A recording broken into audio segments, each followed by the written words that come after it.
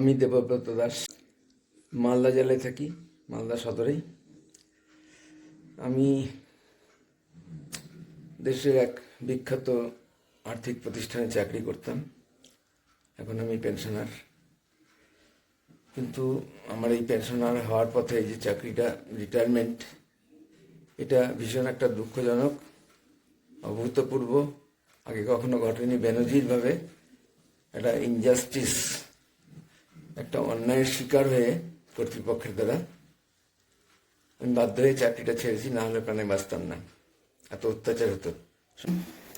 2018 সালের 5ই June state bank of India Malda ব্রাঞ্চে ক্যাশ কাউন্টার থেকে আমার ক্যাশ কাউন্টার থেকে 50,000 টাকা চুরি গেছিল। সেদিন চুরি মনে হয়নি, যে জমা দিতে ছিল সে লুজ নোটটা দেয়নি বলে মনে হয়েছিল। পরে সিসিটিভি ফুটেজ থেকে জানা গেছে টাকা চুরি হয়েছে।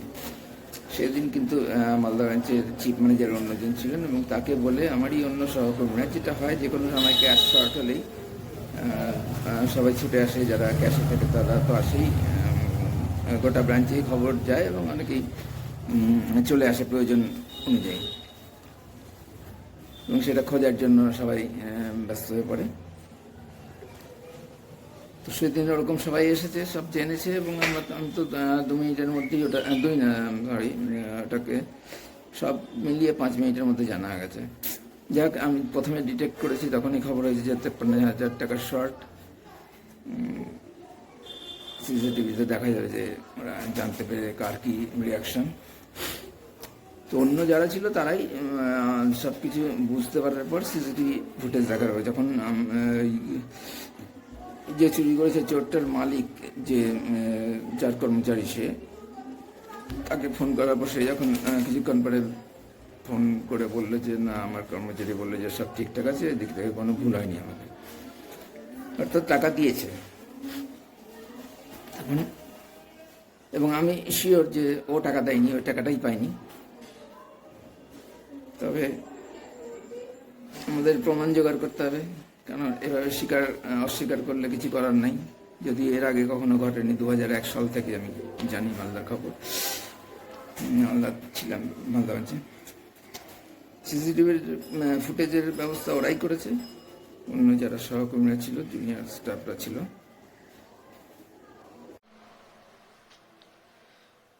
কিভাবে স্টেট ব্যাংক অফ ইন্ডিয়ার মালদা ব্রাঞ্চে একজন চোরকে বাঁচাতে chief manager Ujjwal Kumar, cash credit loan manager Bishal Kumar, আর একজন লোন ম্যানেজার পার্থ চক্রবর্তী, চোরের প্রতিনিধি তথা মালিক একজন খুব ইম্পর্টেন্ট ক্যাশ ক্রেডিট কাস্টমারের সঙ্গে নির্লজ্জ আঁতাতের মাধ্যমে অন্যান্য অফিসারদের সহায়তায় এবং কর্মীদের সমর্থনে সেই ক্যাশিয়ারকেই চাকরি ছাড়া করে ছাড়লো, সেই ঘটনার কিছু প্রমাণ নিচে। চুরিটা সিসিটিভি থেকে পাওয়া গেছে 14ই জুন 2018, 5ই জুন চুরি হয়েছিল।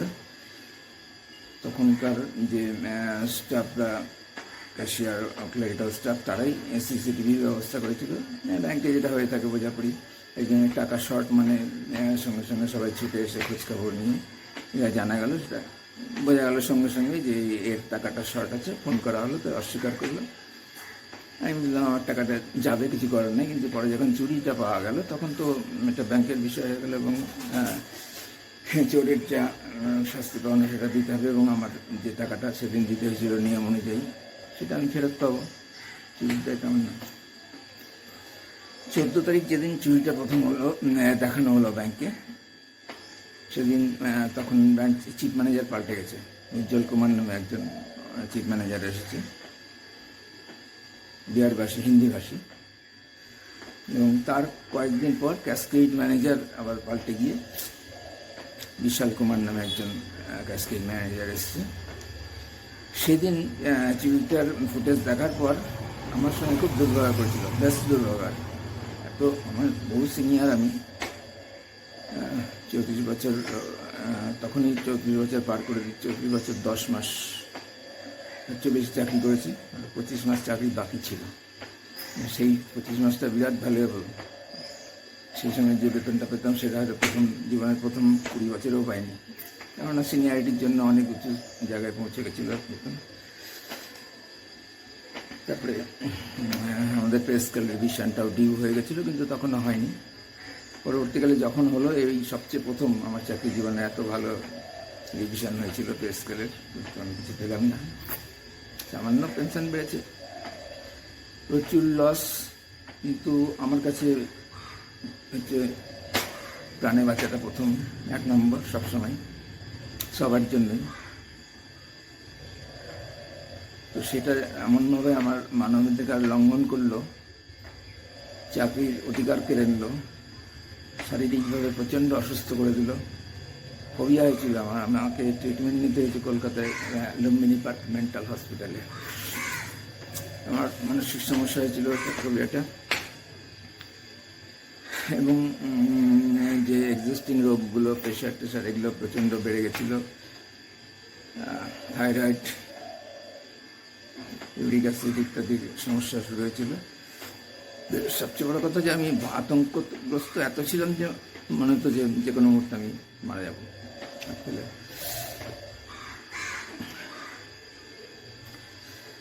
চুরিটা দেখাবো, কারণ আমি এই 4 বছর ধরে শুধু চেষ্টা করেছি। স্টেট ব্যাংকেই আমি ডাইরেক্ট প্রথম কমপ্লেনটা করেছি মানবাধিকার কমিশনে, ন্যাশনাল হিউম্যান রাইটস কমিশন। তারা সঙ্গে সঙ্গে অ্যাকসেপ্ট করেছে, এটা চাকরিটা ছাড়ার পরে।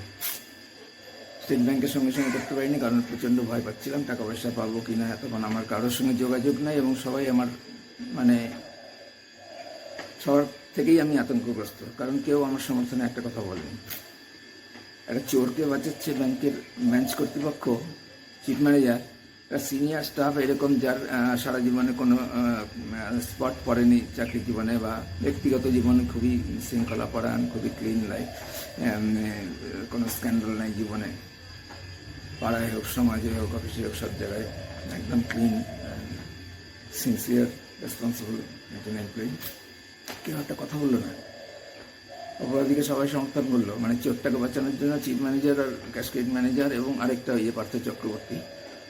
ওরা প্রথম দিন আমাকে খুব বাজেভাবে, পার্থ চক্রবর্তীকে আমি সেদিন প্রথম দেখি, কিন্তু আমি বুঝতে পারিনি যে ব্যাংকে নতুন এসছে। আমি ভেবেছিলাম পুলিশের লোক। চুরির ব্যাপার ঘটেছে, সন্ডাগন্ডা, খুব বাজেভাবে কথা বলেছিল সেদিন, 14 তারিখ, যিনি প্রথম ফুটেজটা দেখানো হলো। সেদিন এই চিফ ম্যানেজার যে নতুন এসছেন, তিনি বললেন যে আপনি কিছু করবেন না, উঠায় ব্যাংক আইনি ব্যবস্থা নেবে এবং চোরের বিরুদ্ধে আইনি ব্যবস্থা নেবে, এবং আপনার যে টাকাটা দিয়েছেন সেটা উদ্ধার করে ফেরত দেওয়া হবে। কিন্তু বেশ কিছুদিন হওয়ার পর, মাসখানে পেরিয়ে যাওয়ার পর আমি টাকা না পাই, আমি টাকা দিতে থাকি। কোনো একটা ফুটেজ আবার, আমি তো 3বার ফুটেজ দেখেছি। এই চোরের যে মালিক, চোরটা যার কর্মচারী, সে বিরাট ক্যাশকেড কাস্টমার, ভীষণ ইম্পর্টেন্ট কাস্টমার। এই কথাগুলো আছে, চিফ ম্যানেজারই বলেছে, আমি কোনো কথা বলবো না। আমি তাদের সম্পর্কে আমার কাছে চোরটা ফ্যাক্টর, এবং পরবর্তীকালে ব্যাংকের ব্রাঞ্চের চিফ ম্যানেজার এবং উজ্জ্বল কুমার এবং ক্যাশকেড ম্যানেজার বিশাল কুমার, পার্থ চক্রবর্তী, এরা হচ্ছে ডাইরেক্টলি একদম ইনভলভ। এদের তো কখনোই বলতে পারবো না যে এইভাবে একজন স্টাফকে চাকরি ছাড়া করে দিতে পারে স্টেট ব্যাংক অফ ইন্ডিয়ার মতো নাম করা প্রতিষ্ঠান। আমি সেটাই জানাতে চাই আজকে, সমস্ত প্রমাণ দিয়ে, সিসিটিভি ফুটেজ থেকে শুরু করে। হিউম্যান রাইটস থেকে একটা নির্দেশ দিয়েছিল স্টেট ব্যাংক অফ ইন্ডিয়ার চেয়ারম্যানকে, এটা দেখতে, ঘটনাটা দেখে আমার কমপ্লেনের 8 সপ্তাহের মধ্যে যা যা সমস্যা থাকলে সেটা সুরাহা করতে। কিন্তু সেটা হয়নি, তদন্ত হয়নি। স্টেট ব্যাংক এগিয়ে গেছে, এবং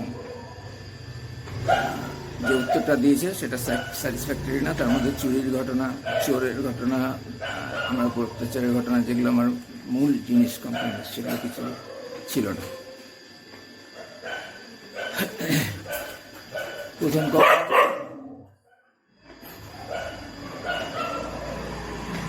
স্টেট ব্যাংককে আমি কমপ্লেন করেছি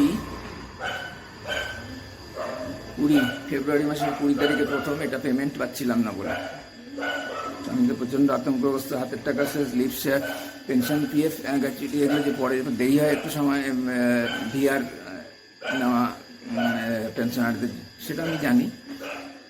কিন্তু যে লোকালি হয়, যেটা মালদাতেই হয়, সেটা খুব বেশি হলে 7 দিন লাগবে, 4 দিন 5 দিন। মালদাতেই আছে যে অ্যাডমিনিস্ট্রেটিভ অফিস, আরডিও বলে রাজবাড়িতে, সেখান থেকেই স্যাংশন হয়। কিন্তু পাঠায়নি। 1 মাস 20 দিন হওয়ার পর আমার কোনো সেভিংস নেই।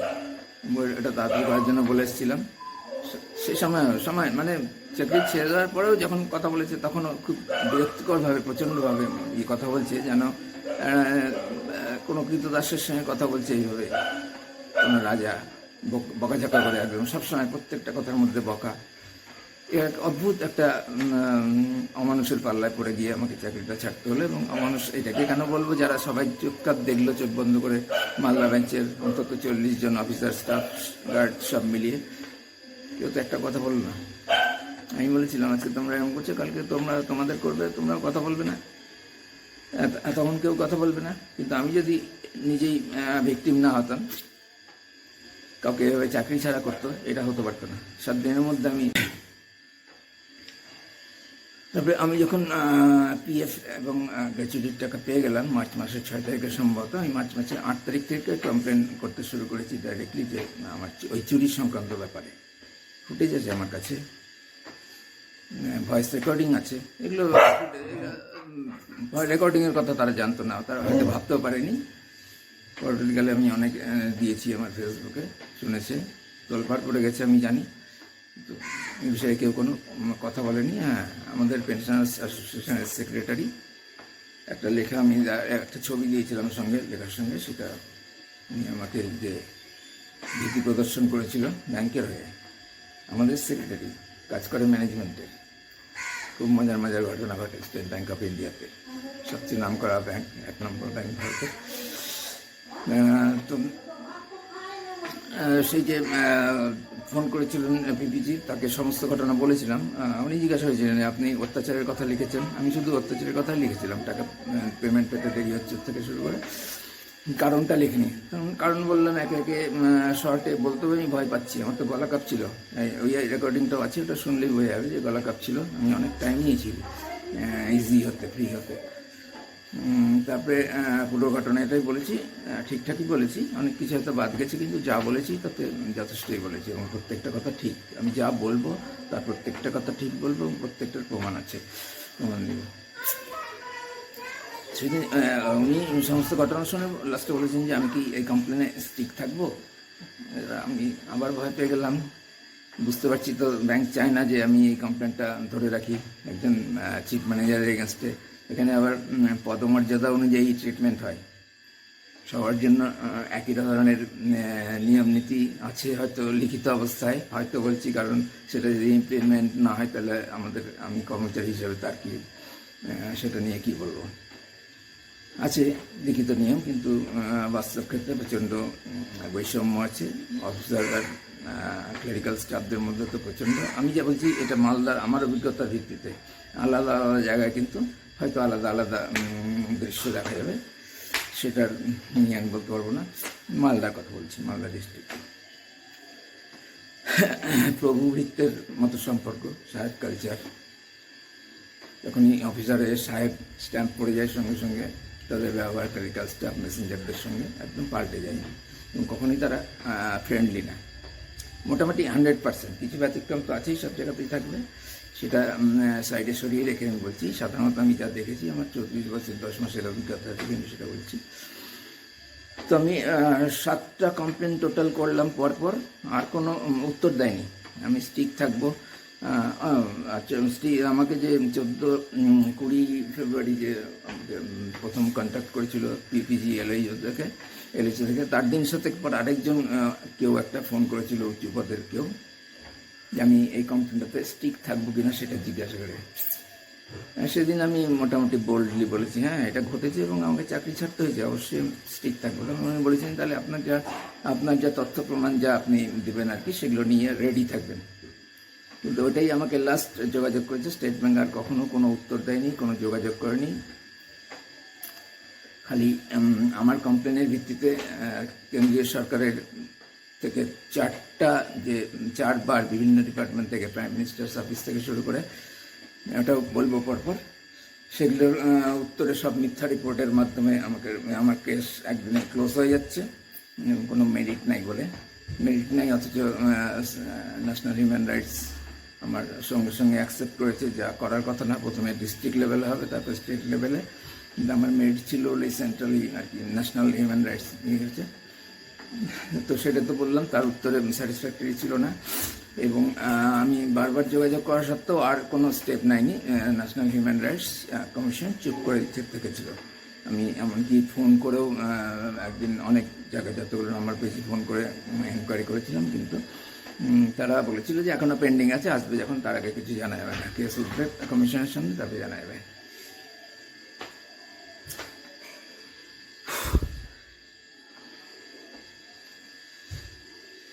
হ্যাঁ, কমিশনের কথা একবার বলে দিই। সব শেষে আমি পুরো সিরিয়ালি যতগুলো কমপ্লেন করেছি সেগুলো বলবো। তারপরে আবার যখন আমার সব জায়গায় শেষ হয়ে গেল, আমি আবার নতুন করে হিউম্যান রাইটস কমিশনে করেছিলাম যে আমার এই কেসটা পেন্ডিং আছে, আমার তো সলভ হলো না। আবার কেসটা উঠেছে, আবার নতুনভাবে রেজিস্ট্রেশন হয়েছে, এবং আবার চিঠি দিয়েছিল স্টেট ব্যাংকে, এবং আবার একই যথারীতি একই উত্তর। এবং এই উত্তরটা যেহেতু কোর্টে কেস আছে পেন্ডিং, সেই জন্য এটা নিয়ে স্টেট ব্যাংক কিছু বলবে না বলে এইটুকুই বক্তব্য দিল। এটা ভালো তাদের পক্ষে পয়েন্টটা, কিন্তু আমি কিন্তু এই সময় এই দ্বিতীয়বার নতুন চেয়ারম্যানকে যে 3বার কমপ্লেন করেছি, তারপরে যোগাযোগ করেছিল, তার মধ্যে লিখেছিলাম যে আমার কোর্টে কেস পেন্ডিং আছে, আমি তো কেস চালাতে পারবো না, আমার তো টাকা পয়সা নাই, আর অনির্দিষ্ট কারণ সম্ভব না, সেটা কেন আমি বলবো। এই কেসটা ড্রপ করে দেওয়ার জন্য আমি অনুরোধ করছি, ইনভেস্টিগেশন করে আপনি যথাযথ ব্যবস্থা নিয়ে এগুলো সব ক্লোজ করে দিন। কিন্তু ঘটনা তো জানেই যে ব্যাংক অন্যায় করেছে, আর অনেকে বলেছে, অনেকে ব্যাংকেরই যারা বলেছে সেগুলি আমি শোনাবো। ব্যাংক অন্যায় করেছে, আমার উপর ভীষণ মানে আনজাস্টিস আর কি, অন্যায় করেছে, এবং আমার চাকরি ছাড়তে বাধ্য করেছে। এটা খুবই অন্যায়, প্যাথেটিক, ভাবা যায় না।